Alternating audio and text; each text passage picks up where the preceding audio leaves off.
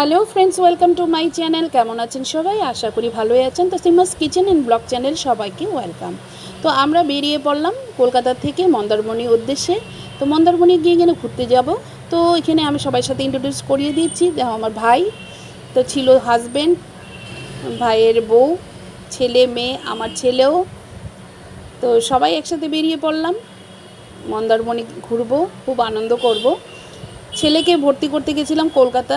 তো কলেজে ভর্তি করিয়েছি, করানোর পর কলেজটা স্টার্ট হয়নি। তো ভাবলাম কিছুদিন যখন পরে কলেজটা স্টার্ট হবে তো সুন্দর জায়গাটা মন্দারমণি ঘুরে আসা যাক। তো ওই উদ্দেশ্যে বেরিয়ে পড়লাম মন্দারমণির জন্য। তো দেখুন রাস্তার ভিউগুলো কত সুন্দর। তো মোবাইলে একটু ক্যাপচার করে রাখলাম আপনাদের সাথে শেয়ার করার জন্য।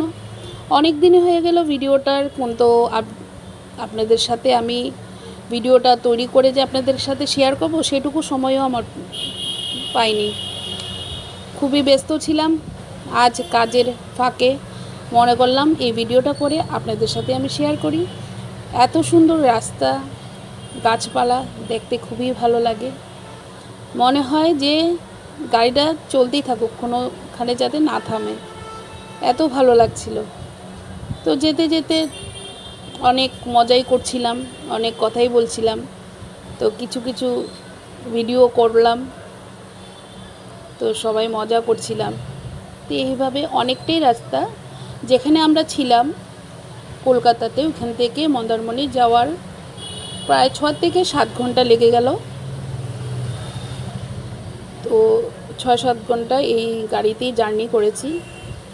মাঝপথে নেমেছিলাম, চা টিফিন খেয়েছি।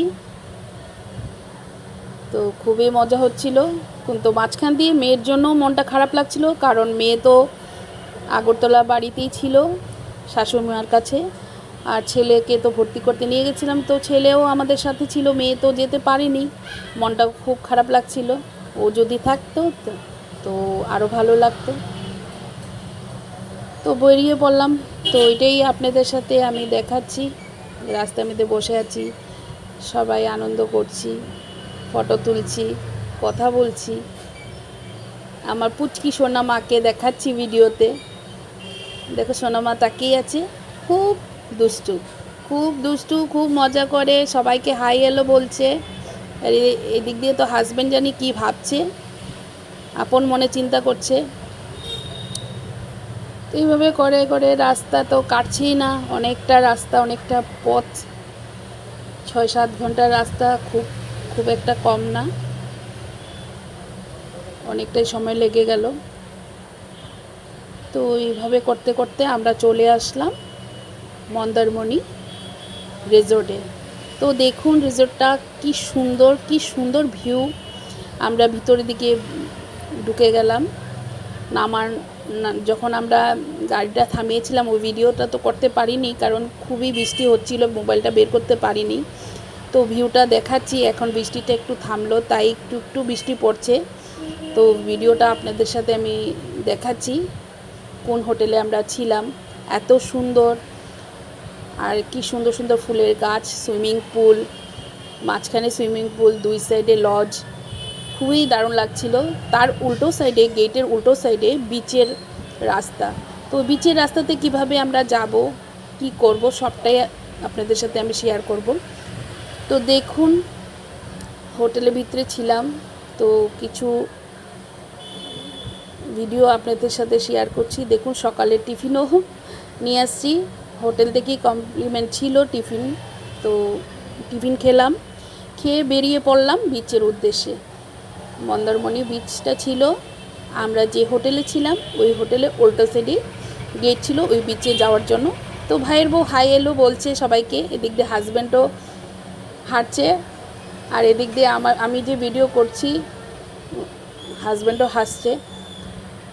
তো এই রাস্তাটা ঠিক হোটেলের গেটের উল্টো সাইডেই বিচের রাস্তা। এই বিচের রাস্তাটা যাওয়ার হোটেলেরই পার্সোনাল রাস্তা। এই রাস্তাটা তৈরি হচ্ছে একদম হোটেল থেকে ডাইরেক্ট বিচ অবধি। এই রাস্তাটা এখনও পুরোপুরি কাজ শেষ হয়নি, তো কাজটা শেষ হবে খুব তাড়াতাড়ি। তো আমি, আমার ভাইয়ের বউ আর আমার হাজব্যান্ড 3জনই বেরিয়ে পড়লাম এই বিচের উদ্দেশ্যে।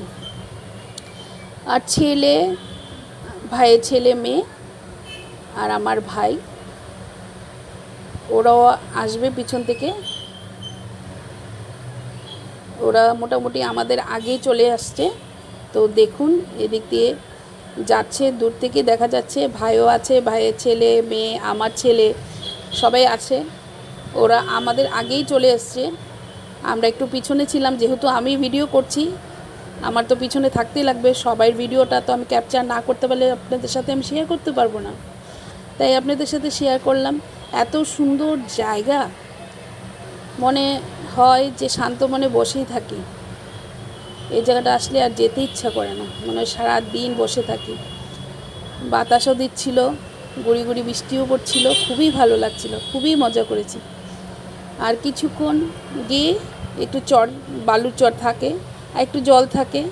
এই জলটার সাথে আমরা সবাই হেঁটে আস্তে আস্তে করে জলটাতে উঠে পার করে ওই বালুর চরে গেলাম। এরকম করেই সবটাই পার করেছি। কোনো জায়গায় একটু বালুর চর আছে, কোনো জায়গায় জল আছে। খুবই ভালো লাগছিল। মনে ছিল এই দিনটা যাতে নাই শেষ হয়, এইভাবেই বসে থাকি। কত কিছু মনে পড়ছে, যদি মেয়েটা আসতো ভালো লাগতো।